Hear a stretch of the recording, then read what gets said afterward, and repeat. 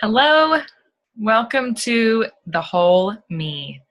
We're going to be talking about the whole you, getting in touch with more of who you are, looking at you from a holistic perspective. And in terms of joy, finding out what's important to us, who we are, how we want to show up in the world, and what helps us to do that with more ease can bring more joy into our lives. So I'm going to just walk you through the worksheet that you have, and feel free to pause this video as we go along so that you can really dive deep into each question.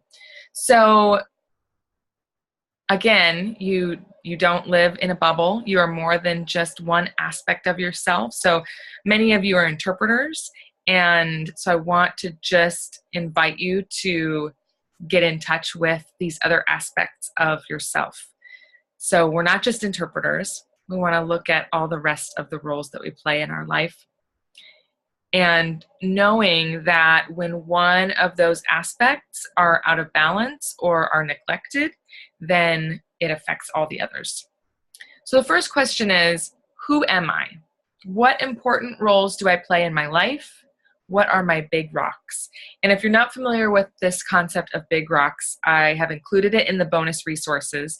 It is not my own creation, but it just speaks to what are the things in your life that are non-negotiable, that are the priorities that you hold dear over all else. So what are those things for yourself? For example, some of mine, I'm a mom. That's one of my big rocks. That's one of the non-negotiables in my life that if all else failed, I would still prioritize and value showing up as a mom. I'm a partner. I'm an interpreter. I'm a wellness coach.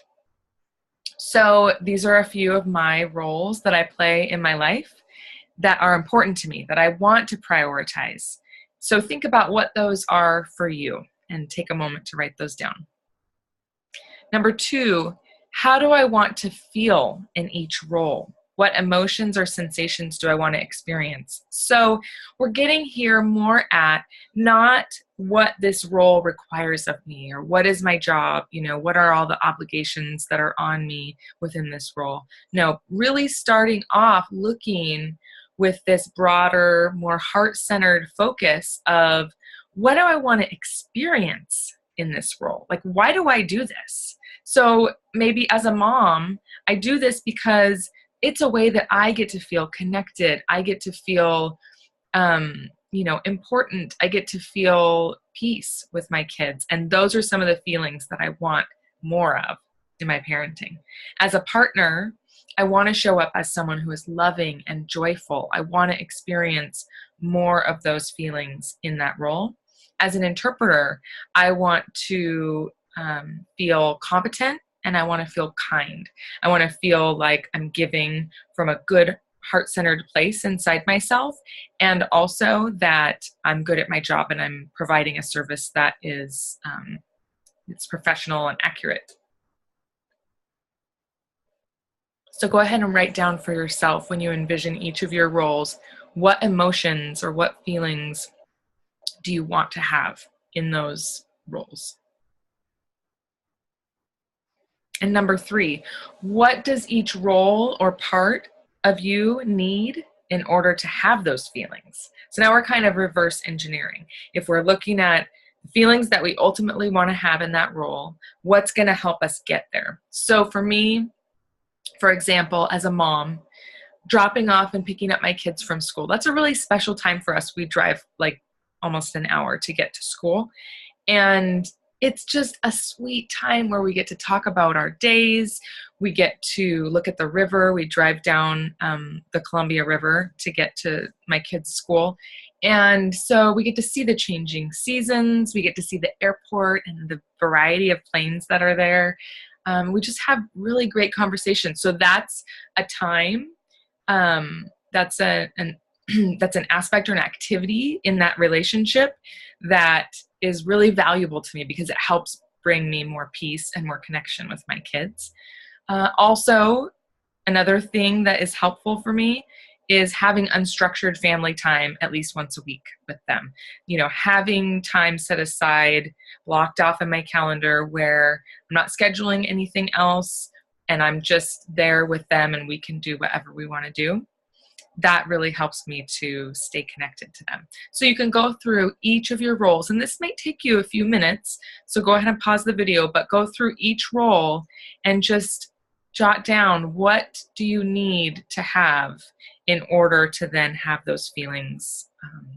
And another way to ask this may be, what can you do? So we can't always control how the other people in our life show up, right? So like with kids are a great example. I can't always control whether our relationship is going to feel peaceful, whether it's going to actually be calm and, quiet. But I can know when I know that those drives in the morning and in the afternoon are times when I get to connect to them and I like to create that atmosphere, then maybe I turn off the radio or, they put their phones away and their games away.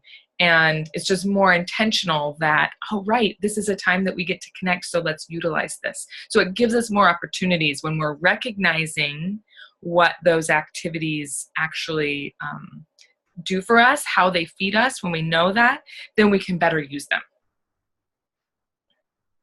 Number 4, what makes my life run more smoothly? So this can be in general. You may think about in terms of these roles, but I really want you to get even broader than that and just think in terms of my whole life and the things that need to happen every day to get us where we need to go and to, get myself fed and all of those things.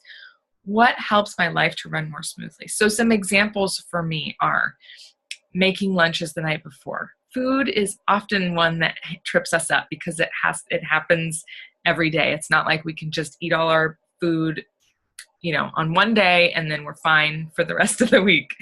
So making lunches the night before or prepping dinner the night before, having a morning walk, having a calming bedtime routine, getting 8 hours of sleep is really necessary for me. And I prioritize that almost over everything else because I know I don't function well. If I don't have that, it makes the rest of my life hard.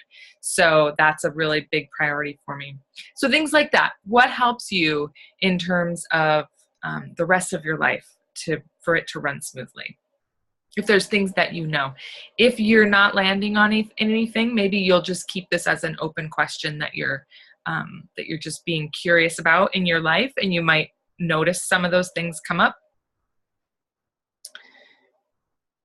And then the next question, what gets in the way of those things? So what gets in the way of the things that help our life to run more smoothly? So an example, just being overscheduled, just putting too many things on the calendar, having too many obligations, saying yes to too many things, even if they are things that I really want to do, that I would really love to do. I want to think about, when I look at this, I can go, oh yeah, well, just the sheer number of hours that I'm committed makes it difficult for me to do these other things that help my life to run more smoothly. So then that can get us into the arena of having emergencies because we don't have a buffer.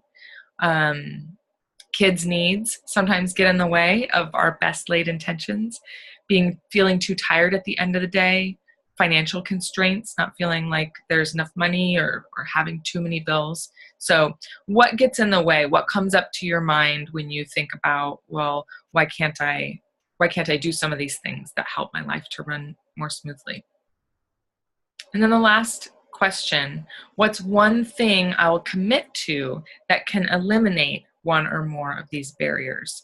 So I don't want to ask you to shift all of these things and try to change all of these things. What we're really working on is actually doing less, but making those actions more filled with intention and just kinder to ourselves. So an example of this is I like to keep Sundays, and this is true, as family days. As much as possible, I spend it with my kids and my partner.